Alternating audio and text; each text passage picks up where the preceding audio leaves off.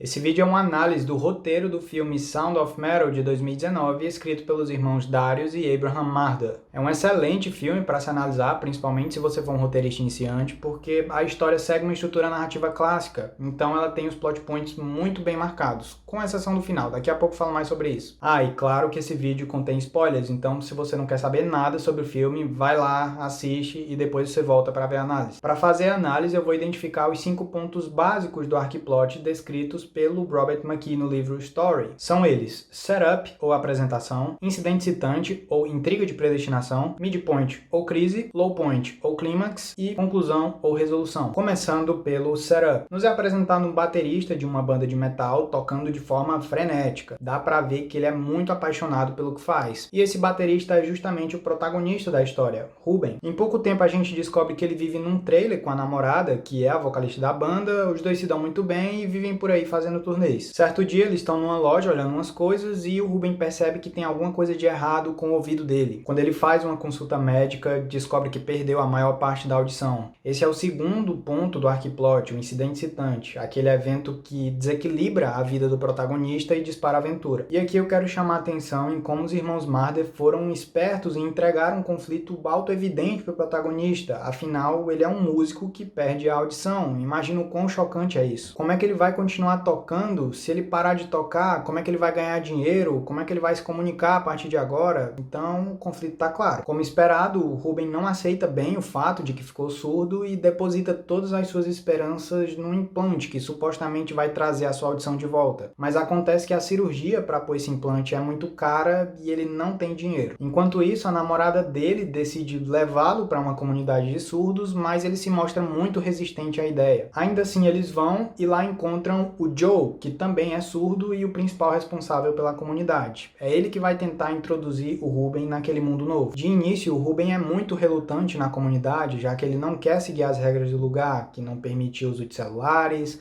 não pode falar usando a voz, ele não consegue se comunicar direito com as pessoas, já que ele não sabe linguagem de sinais, enfim, ele claramente se sente deslocado ali. Mas aos poucos ele vai se entrosando, desenvolve amizades, consegue interagir melhor, até que ele decide vender o trailer que ele mora para pagar a cirurgia tão sonhada e acaba se endividando. Esse é o terceiro ponto do arquiplot, o midpoint, aquele momento em que há uma melhora considerável no caráter do personagem, logo seguido de uma regressão, por isso que também é chamado de crise. Como o Ruben vende o trailer para pagar a cirurgia, então de forma indireta ele está negando a sua nova condição, por isso ele está regredindo. Quem conhece bem o midpoint sabe que a partir desse ponto as coisas dão muito errado. O Ruben faz a cirurgia, mas precisa esperar uns dias para ativar o aparelho. Enquanto isso, ele pede ao Joe para ficar na comunidade, porque como ele vendeu o trailer, agora ele não tem mais casa. Mas o Joe nega ajuda, afirmando que ele e os outros membros da comunidade acreditam que a surdez não é uma deficiência a ser corrigida, por isso o Ruben não se enquadra mais ali. Finalmente chega o grande dia. O Ruben vai até a médica, ativa o aparelho e descobre que a audição que esse aparelho fornece não é a mesma que ele tinha. Agora ele escuta as vozes meio robóticas e sem clarezas, e tem também um ruído estranho que incomoda bastante. E esse é o quarto ponto do arquiplot, o low point. É o momento em que o protagonista mais regride no seu caráter e normalmente tem uma grande perda. Aqui é o fundo do poço para o Ruben, já que ele não recuperou a sua audição como esperava, está endividado e não tem mais casa. Sem lugar para ficar, o Ruben vai para a casa do sogro encontrar a namorada. Lá ele se depara com uma festa barulhenta, cheia de pessoas, e nós acompanhamos os sons do ambiente pelo ponto de vista do Ruben. Dá aflição ouvir aquela cacofonia de vozes deformadas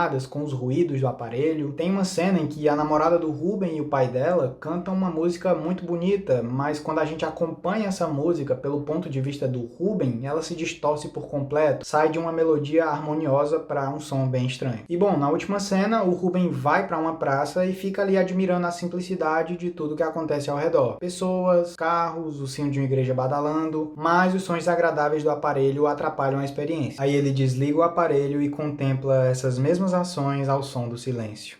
Esse é o final do filme. Apesar de ser um final aberto, que é uma característica de narrativas modernas, há uma sugestão de que o protagonista finalmente entendeu que ele não vai ter sua audição de volta, portanto só resta se adaptar a esse novo normal. Esse seria o quinto e último ponto do arquiplot, a resolução, que é aquele momento em que o protagonista finalmente corrige a sua problemática de caráter. Mas como eu disse, não é uma resolução fechada, redondinha, né, como a gente está acostumado a ver nas narrativas clássicas. Bom, essa foi a análise da estrutura, mas ainda tem um ponto que eu acho relevante de comentar com relação relação à classificação dos personagens. Como vocês já sabem, o protagonista é o Ruben e a sua problemática de caráter a ser corrigida é a rejeição à surdez. Aquilo que ele quer, ou seja, o seu objetivo é recuperar a audição e ter a sua vida antiga de volta, e aquilo que ele precisa é entender que a sua audição nunca mais vai ser a mesma, por isso ele deve aprender a conviver com a surdez. Os aliados são a Lou e principalmente o Joe. Ambos querem que o Ruben vá para a comunidade de surdos e tente se adequar à sua nova condição, por isso eles agem em prol da melhora de caráter do protagonista. E o Joe é o principal aliado porque ele deixa as suas intenções bem explícitas nas falas, eu vou até deixar alguns trechos. You don't need to fix anything here. As you know, everybody here shares in the belief that being deaf is not a handicap, not something to fix. E o antagonista? Quem é o antagonista dessa história? O próprio Ruben, já que ele tem dificuldade em se aceitar como surdo. E só um adendo aqui, a personagem da Chelsea Lee tem uma pequena ação antagônica na história. Ela ajuda o Ruben a vender o trailer para pagar a cirurgia, então de forma indireta dá para dizer que ela está atrapalhando a aceitação dele. Mas na minha leitura isso é muito pouco para classificar ela como antagonista, a personagem não faz mais nada de relevante além disso. E bom, é isso. Essa foi a análise do roteiro de Sound of Metal, espero que tenha sido útil para você. Se foi, deixa o like, se inscreve no canal e compartilha o vídeo com aquele amigo roteirista. Por hoje é só, até a próxima.